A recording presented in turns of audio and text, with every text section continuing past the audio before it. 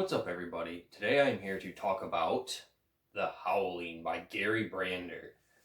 And this is a book that I've actually been looking for quite a while. This is an out-of-print horror book, and it seems to be a pretty famous, well-known werewolf story that was turned into not only a movie, but a movie franchise.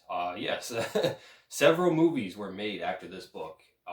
There are actually a couple of sequels to this as well, which those are just as, if not more rare than this one, and I will probably never get those and read them. I was super lucky to simply find this out in the wild at a used bookstore for really cheap, so I probably won't be reading the sequels to this.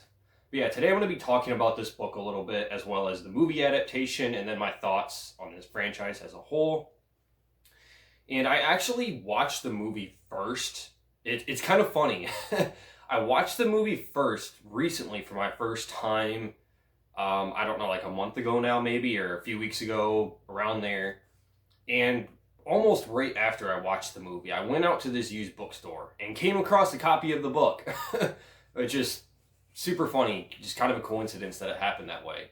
But yeah, I'll talk about the book first. Even though I watched the movie first, I'll talk about the book here first because I actually just finished reading this. And so, in The Howling, this book was published in, I believe 1977. Yes, this book was published in 77. And this is a pretty lean novel. It's only a couple hundred pages, a very quick read. I think I read this in 2 days. And in this book, we have our main characters, Roy and Karen, who are a young couple. And the book opens up with Karen being viciously assaulted and violated, and it was kind of difficult to read. I really did not like that first chapter. It was pretty rough. She's pretty violently, attacked and then violated, and then the rest of the story is dealing with her trying to recover from this. Naturally and very understandably so, she's suffering from a little bit of PTSD from this. She's having a hard time trying to get past this incident. And basically her doctor recommends that she get away from the big city. Her and her husband, Roy, they're very well off, and they live in like the big city in California. And the doctor recommends that they get away from the, bustling city life and all the noise and chaos. And they get out into the wilderness somewhere and just take some time off and relax out in nature. So Roy discovers this small town where they decide to lease this cabin at for like 6 months. It's way up in northern California in the mountains, isolated from the big city. And from here, we slowly meet like some of the citizens of this town. It's a very, very small town. Some of these people are kind of strange and weird. And there's also some implications that there have been some people gone missing in this town over the years. Some unexplained disappearances, things of that nature. And as the story progresses, there's a bit of drama and tension between the husband and wife, Roy and Karen. Roy is frustrated with his wife because, she's not sleeping well at night. She's having a hard time getting past this, which is very understandable, but Roy is frustrated by it, and he meets this strange but kind of seductive woman in town who kind of seduces him. She doesn't, I don't know, I hesitate to say seduce because she really doesn't have to try very hard. Roy pretty much just jumps right into her arms, and yeah, they have an affair. And Roy and Karen continue to grow more and more distant from one another. Karen is having some suspicions about some of these people in town. She meets another person that lives in another small town a few miles from this town they're in called Drago. And this woman further confirms Karen's suspicions and tells her that she is also suspicious herself, and basically tells her that there might be werewolves living in this town. And this woman, I believe she's like a school teacher or something, or maybe it's a librarian, I can't remember, because she brings Karen some books on like wolves and like the nature and history of like the town that they're in, things like that. And so these two are kind of like spending time together. Meanwhile, Roy is off cheating on his wife multiple times with this woman. And I am going to be kind of getting into spoiler territory a little bit with this, so just keep that in mind. If you want to avoid spoilers for these, maybe skip ahead a little bit. I don't know. But yeah. So while Roy is off cheating on his wife with this other girl who turns out to be a werewolf, and this isn't really like a huge surprise. It's kind of hinted that, there's something wrong with this girl and that she's sort of seducing him for another reason than just like pleasure, I guess. And while all of this is happening, there's some more weird encounters that Karen has, and their dog, they have a pet dog that I forgot to mention that they take with them. The dog goes missing, and she discovers its body, or what's left of its body. I think she finds its head all bloodied and severed, just laying somewhere in the woods. And other events happen that lead her to believe that there really is a werewolf, or possibly multiple werewolves in this town they are living in, and that they need to leave ASAP. And she tries to convince her husband, Roy, that they need to get the hell out of here.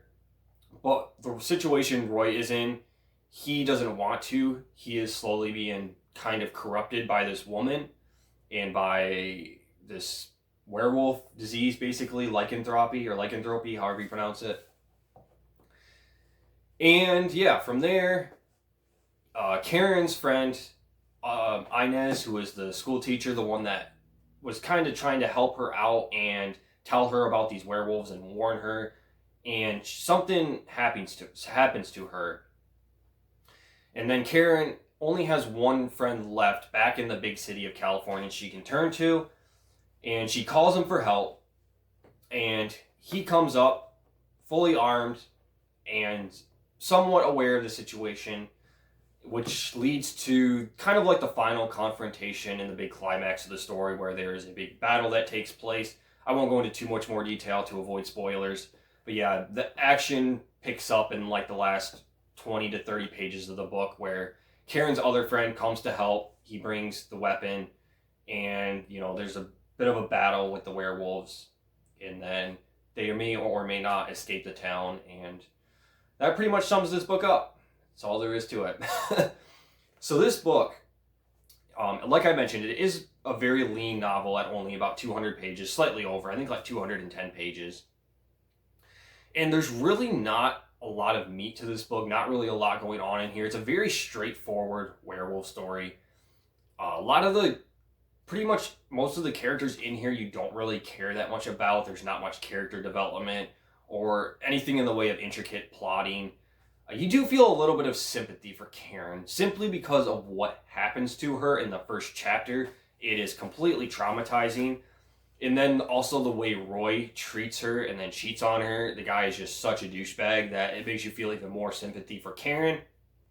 But aside from that, you don't really care about any of the characters too much in this book. You don't really care what happens. The author doesn't really take the time in setting up these characters, or even really giving you a lot of description in like scene setting or atmosphere.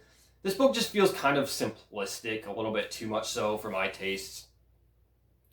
And there is also one thing in here too that I feel like I must warn you about, aside from that scene where Karen is violated in the beginning, which was a bit difficult to get through, and I feel the need to warn you about that if you plan on reading this. There's also a lot of other kind of sexual content in here that I was not expecting. I did not go into this werewolf novel looking for, raunchiness, sleaziness, but there's quite a bit of that in this book. There's a few different sex scenes, and there's also a scene where a former nun is reminiscing about something that happened that led her to get kicked out of the group of these nuns she was with, and you can probably use your imagination on what that is. So yeah, I wasn't really expecting this book to be smutty. And I will say, I'll get more to the movie comparison in just a minute. The movie did have a little bit of that in it. There was a little bit of nudity in the movie and a little bit of like sensual content to it. But the book has much more of that. So yeah, just a fair warning. And I did not care for that content because it just felt out of place. It didn't really feel like it was necessary. The part of the book where the one girl is kind of seducing Roy to basically turn him into a werewolf. Sorry if that's too much of a spoiler, but I feel like it's kind of obvious what's happening, what's taking place during that encounter. I feel like, maybe that could have been left in. It was understandably a little bit necessary for the plot, but they go at it like multiple times, and that's it's a little bit too much for me. So yeah, didn't care for all of that in here. And then again, too, this was just a very basic, kind of straightforward story, a little bit too much so. I do like that it got straight to the point. It didn't really waste a lot of time. There's not a lot of fluff or padding in this book. Again, it's only 200 pages, but I just feel like we should have got a little bit more build up and also a more satisfying conclusion. The climax at the end of the book only lasts for like 20 pages, and it's really not all that intense or suspenseful. And yeah, it was just a little bit of a disappointment. And for a book that as rare as this, and being a kind of a famous werewolf story that I've been searching for a long time, and that has even been turned into a movie franchise, I kind of expected more out of this. But unfortunately, it was a little bit of a letdown. Not completely terrible. I would still maybe recommend checking this out if you're a fan of werewolves. But there's probably better werewolf stories out there. I would give this book overall a 2.5 out of 5 stars. Not the werewolf story I'm looking for. I actually have yet to find a werewolf book that's an adult werewolf novel that I really enjoyed, that I've really loved. I have not found one that I've given higher than like a 3 out of 5 stars to, and I've read several of them. There are plenty of great werewolf stories in children's literature. There's a lot of good werewolf stories within the Goosebumps franchise. But for whatever reason, I'm having a hard time finding a good adult werewolf novel. And I'm going to have to continue my search because this book was, again, not terrible, but just a bit of a letdown. So yeah, 2.5 out of 5 stars for the book. And as for the movie, I think I actually like the film a little bit better. So they're pretty close for the most part in terms of setup and structure. Very early on in the film, Karen is attacked. She's not attacked in the same way that she is in the book, which is fine. I didn't really want to see that on screen. It was hard enough just to read about. However, it did make sense more in the book about them having to get away, go to this retreat, isolate themselves to try to recuperate from this, terrible event that happened. So I think maybe it would have been better if they did include it in the movie and just didn't show it and left it up to implications. In the movie adaptation, she is simply attacked by this werewolf, at least from what I remember, and she is not violated or anything of the sort. But still, this happens. Doctor tells them they need to get away. They go out into this cabin in this small town of Drago. And pretty much the same thing happens. They meet some weird people, and Roy is seduced by this woman. And the story really starts to differ, or the movie adaptation really starts to differ from the book in like the second and third half of it, and especially in the climax and the final act. And this is where I think I prefer the film version more. The last 30 minutes of this movie is actually quite awesome. It's very intense, very action-packed, and it's pretty suspenseful, as a matter of fact. The werewolves in this movie look pretty good. The design, the costumes and the design, the special effects and all of that. And there's a lot more violence and action in the final act of this movie than what we get in the book version. And I think it's executed and handled in a much better way. Now, I do think the first couple acts of the movie are a little bit too slowly paced and a little bit boring. I think maybe a little bit of fat could have been trimmed off of this movie. And some of the drama and tension in between Roy and Karen doesn't really make as much sense in the film as it does in the book, because it's explained in the book a little bit more, like what they're going through, and you get some more interactions with them.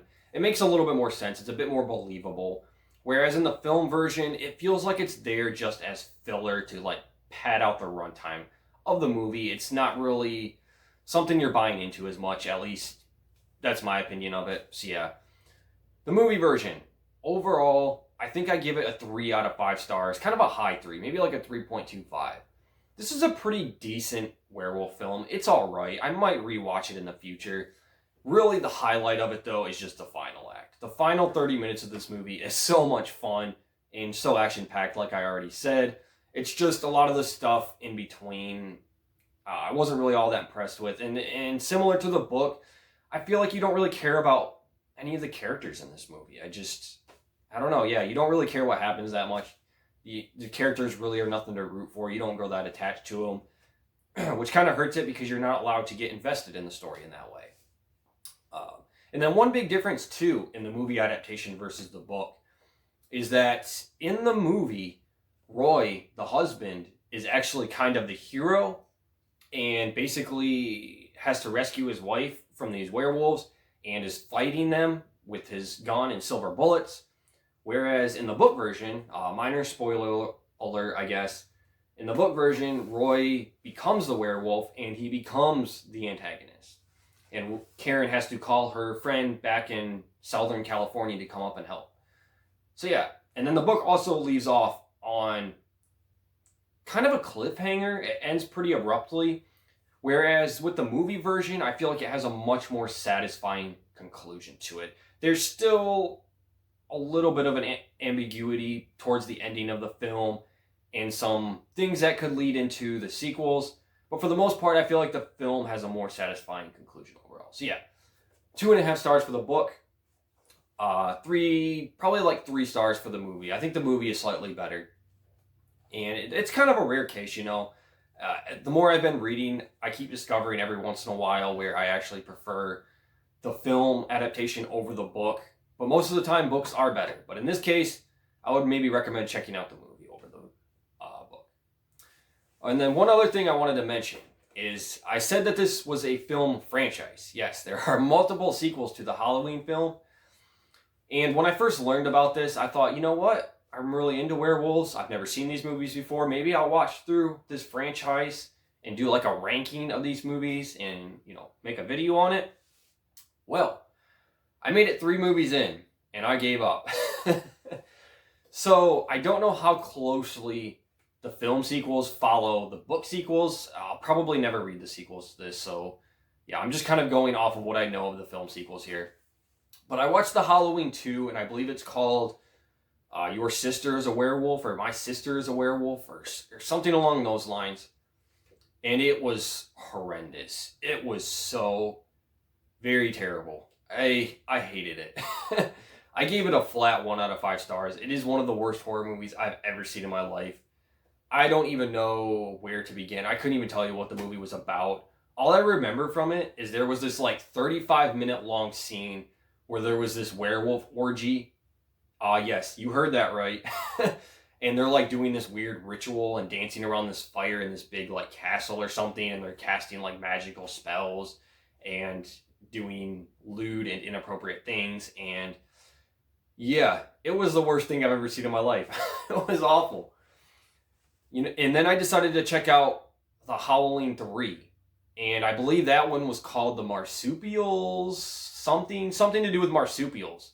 And in the Howling 3, we had werewolf kangaroos, essentially, where they had pouches. And the only thing I remember from the Halloween 3 is a female werewolf gave birth to a baby werewolf from a guy she fell in love with, a normal human that was not a werewolf.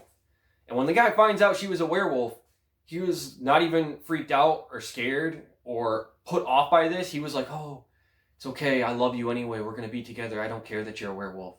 And together they had this little wolf baby. And it shows her giving birth to this little creature that looks like a hairless rat. It literally crawls out of her womb, crawls up her stomach, and slides into her kangaroo pouch.